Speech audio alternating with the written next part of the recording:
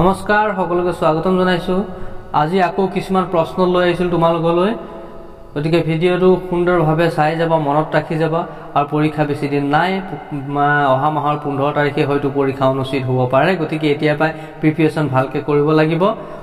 এবাৰ বহুত কঠিন হ'বলৈ গৈ আছে, কাৰণ জবৰ সংখ্যা চাকৰিৰ সংখ্যা একেবাৰে কম, 12,000 কিমান আছে, আৰু এপ্লাই কৰা সকলৰ সংখ্যা বহুত বেছি, বহুত লাখৰ বহুত লাখ আৰু ক'ব না 30 লাখ নে 36 লাখৰ ওপৰত গৈছে এপ্লাই। গতিকে এবাৰ বহুত কাট অফ হ'ব, গতিকে যিমান পাৰি সিমান ভালদৰে পঢ়া শুনা কৰি ল'ব লাগিব। পৰীক্ষা দিয়াৰ আগত মনত ৰাখি যাব লাগিব। ভিডিঅ'টো আমি আৰম্ভ কৰোঁ আৰু তোমালোকে মনত ৰাখি ধুনীয়াকৈ সুন্দৰভাৱে চাই যাবা।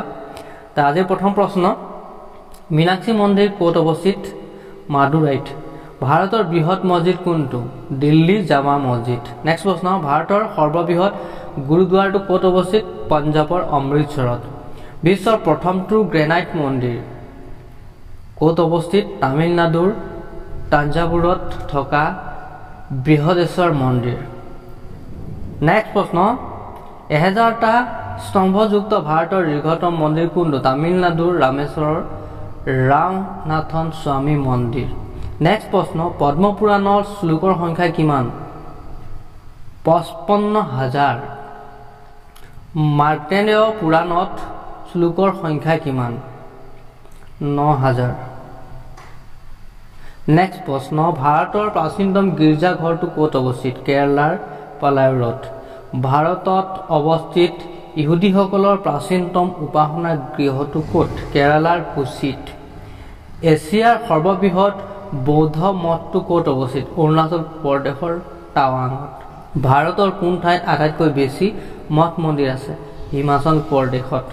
নেক্সট প্ৰশ্ন, ভাৰতৰ কোনখন ঠাই স্নানঘাট, বিশ্ববিদ্যালয় আৰু ৰেচম কাপোৰৰ বাবে বিখ্যাত? বানাৰসী। নেক্সট প্ৰশ্ন, বিখ্যাত লিংগৰাজ মন্দিৰ ক'ত অৱস্থিত? ভুৱনেশ্বৰত।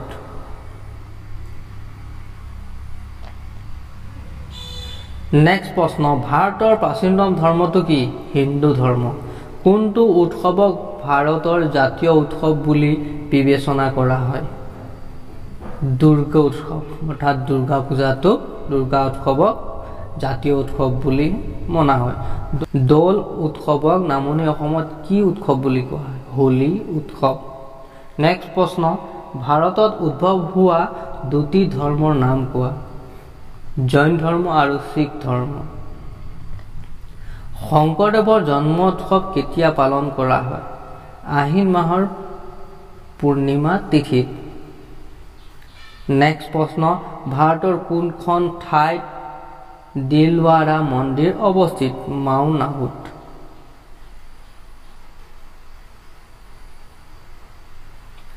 জগন্নাথ মন্দিৰ ক'ত অৱস্থিত? পুৰীত। নেক্সট প্ৰশ্ন, শ্ৰীকৃষ্ণই জন্ম লাভ কৰা ঠাইখনৰ নাম কি? মথুৰা। ভাৰতৰ বৃহত্তম গুহা মন্দিৰ ক'ত অৱস্থিত? মহাৰাষ্ট্ৰৰ কাৰ্লি গাঁৱত। আলি আই লৃগাং উৎসৱৰ মুখ্য আকৰ্ষণ কি? গুমৰাগ নৃত্য। বানাৰসী ক'ত অৱস্থিত? উত্তৰ প্ৰদেশত। উজ্জয়িনী ক'ত অৱস্থিত? মধ্য প্ৰদেশত। নেক্সট প্ৰশ্ন, শ্ৰীৰংগম মন্দিৰ ক'ত অৱস্থিত? তামিলনাডুৰ তিৰুচিৰাপল্লীত। নেক্সট প্ৰশ্ন, জৈনসকলৰ শিখৰাজী মন্দিৰ ক'ত অৱস্থিত? বিহাৰত। নেক্সট প্ৰশ্ন, ৰামেশ্বৰম মন্দিৰ ক'ত অৱস্থিত? তামিলনাডুত। নেক্সট প্ৰশ্ন, মীনাক্ষী মন্দিৰ ক'ত অৱস্থিত? তামিলনাডুৰ মাদুৰাইত। মহাকাল মন্দিৰ ক'ত অৱস্থিত? উজ্জয়িনীত। নেক্সট প্ৰশ্ন, কামাখ্যা মন্দিৰ ক'ত অৱস্থিত? নীলাচল পাহাৰত, অসমত। নেক্সট প্ৰশ্ন, মহাবালিপুৰম মন্দিৰ ক'ত অৱস্থিত? মহাবালিপুৰমত। নেক্সট প্ৰশ্ন, কেদাৰনাথ মন্দিৰ ক'ত অৱস্থিত? উত্তৰাখণ্ডত। বদ্ৰীনাথ মন্দিৰ ক'ত অৱস্থিত? উত্তৰাখণ্ডত। অমৰনাথ মন্দিৰ ক'ত অৱস্থিত? কাশ্মীৰত। নেক্সট প্ৰশ্ন, অযোধ্যা ক'ত অৱস্থিত? উত্তৰ প্ৰদেশত। নেক্সট প্ৰশ্ন, বৌদ্ধ ধৰ্মৰ প্ৰৱৰ্তক কোন? গৌতম বুদ্ধ। নেক্সট প্ৰশ্ন, কিমান চনত বুদ্ধদেৱৰ জন্ম হৈছিল? 563 খ্ৰীষ্টপূৰ্বত। তিৰুপতি মন্দিৰ ক'ত অৱস্থিত? অন্ধ্ৰপ্ৰদেশত। সূৰ্য মন্দিৰ ক'ত অৱস্থিত? উৰিষ্যাৰ পুৰ্ণাকত। নেক্সট প্ৰশ্ন, কঞ্চ মন্দিৰ ক'ত অৱস্থিত? ইন্দোৰত। নেক্সট প্ৰশ্ন, কৈলাশনাথ মন্দিৰ ক'ত অৱস্থিত? কাঞ্চীপুৰমত। নেক্সট প্ৰশ্ন, শিখসকলৰ স্বৰ্ণ মন্দিৰ ক'ত অৱস্থিত? পঞ্জাৱৰ অমৃতসৰত। নেক্সট প্ৰশ্ন, বৌদ্ধ ধৰ্মৰ মূল গ্ৰন্থখনৰ নাম কি? ত্ৰিপিটক। নেক্সট প্ৰশ্ন, বৌদ্ধ ধৰ্মৰ মূল ভাগ দুটা কি কি? মহাযান আৰু হীনযান। নেক্সট প্ৰশ্ন, কেতিয়া হিন্দু ধৰ্মৰ উদ্ভৱ হৈছিল? 1500 খ্ৰীষ্টপূৰ্বত। নেক্সট প্ৰশ্ন, জৈন ধৰ্মৰ প্ৰৱৰ্তক কোন? মহাবীৰ জৈন। জৈন ধৰ্মৰ প্ৰধান দেৱতাৰ নাম কি? জৈন ধৰ্মৰ মতে কোনো দেৱতা নাই। শিখ ধৰ্মৰ প্ৰৱৰ্তক কোন? গুৰু নানক। নেক্সট প্ৰশ্ন, গুৰু নানকৰ জন্ম কিমান চনত হৈছিল? 1469 চনত। শিখ ধৰ্মৰ গ্ৰন্থখনৰ নাম কি? গুৰু গ্ৰন্থ চাহিব। শিখসকলৰ পবিত্ৰ তীৰ্থস্থান ক'ত?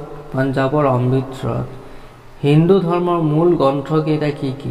হিন্দু ধৰ্মৰ মূল গ্ৰন্থ 4টা, যেনে ঋগ্বেদ, যজুৰ্বেদ, সামবেদ আৰু অৰ্থবেদ। 4খন বেদৰ সাৰ কথা সন্নিৱিষ্ট কৰি লিখা হিন্দুসকলৰ জনপ্ৰিয় ধৰ্ম পুথিখনৰ নাম কি? ভগৱদ গীতা। নেক্সট প্ৰশ্ন, ভাৰতত উদ্ভৱ হোৱা হিন্দু ধৰ্ম কোনটো বৈদেশী ধৰ্মৰ লগত ওচৰৰ সম্বন্ধ আছে? জুৰষ্ট্ৰাৰ ধৰ্ম। ভাৰতৰ কোন দুখন মহাকাব্যক ধৰ্মগ্ৰন্থৰ মৰ্যাদাৰে অধ্যয়ন কৰা হয়? ৰামায়ণ আৰু মহাভাৰত। নেক্সট প্ৰশ্ন, 2001 চনৰ লোকপিয়ল মতে ভাৰতৰ কিমান শতাংশ লোক ইছলাম ধৰ্মাৱলম্বী? 13.4%।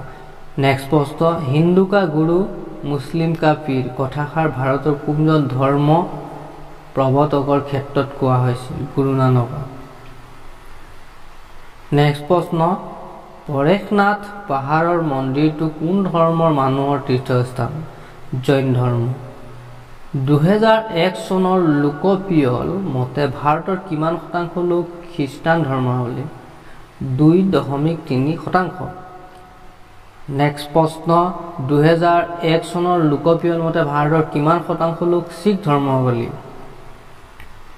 1.9%। 2001 চনৰ লোকপিয়ল মতে ভাৰতৰ কিমান শতাংশ লোক বৌদ্ধ ধৰ্মী?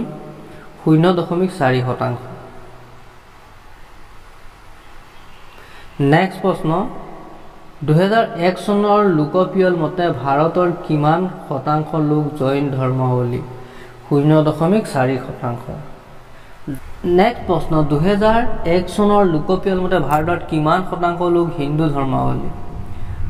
80.5%।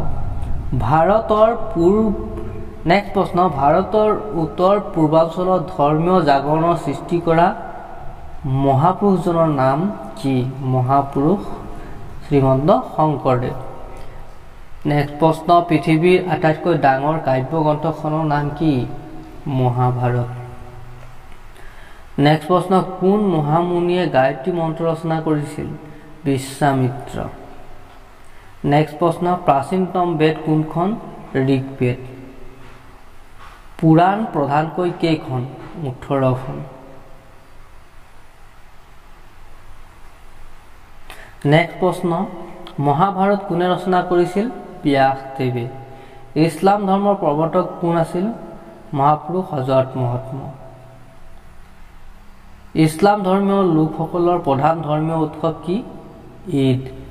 ভাৰতবৰ্ষ এখন ধৰ্ম নিৰপেক্ষ ৰাষ্ট্ৰ হয়নে? উত্তৰ হয়। নেক্সট প্ৰশ্ন, বুদ্ধদেৱে যিজোপা গছৰ তলত ধ্যান কৰি পৰম জ্ঞান প্ৰাপ্ত হৈছিল সেই গছক কি বুলি কোৱা হয়? বোধিদ্ৰুম। বুদ্ধদেৱে ক'ত জন্মগ্ৰহণ কৰিছিল? নেপালৰ কপিলাবস্তু নামে ঠাইত। বুদ্ধদেৱে ক'ত তেওঁৰ প্ৰথম ধৰ্ম উপদেশ প্ৰচাৰ কৰে? সাৰনাথ। নেক্সট প্ৰশ্ন, কোনজন ভাৰতীয় ধৰ্মগুৰুক এছিয়াৰ পোহৰ বুলি কোৱা হয়? বুদ্ধদেৱক। বন্ধু বান্ধৱীসকল, আজিৰ ভিডিঅ'টো কেনে পালা জনাবলৈ নাপাহৰিবা, কমেণ্ট এটা নিশ্চয় কৰিবা, লাইক এটা কৰি দিবা, আৰু যিসকলে ছাবস্ক্ৰাইব কৰা নাই এতিয়াও ছাবস্ক্ৰাইব কৰি ল'বা যাতে অহা ভিডিঅ'সমূহ তেওঁলোকে প্ৰথমে পায়, আৰু বেল আইকনটো নিশ্চয় দবাই থবা, কাৰণ পৰীক্ষা বেছি দিন নাই, মই আগতে ক'লোঁ আহি আছে, গতিকে আমি প্ৰিপেৰেশ্যন সোনকালে হ'ব লাগিব। আৰু যি কি নহওক লগ পাম নেক্সট ভিডিঅ'ত। জয় আই অসম, ধন্যবাদ।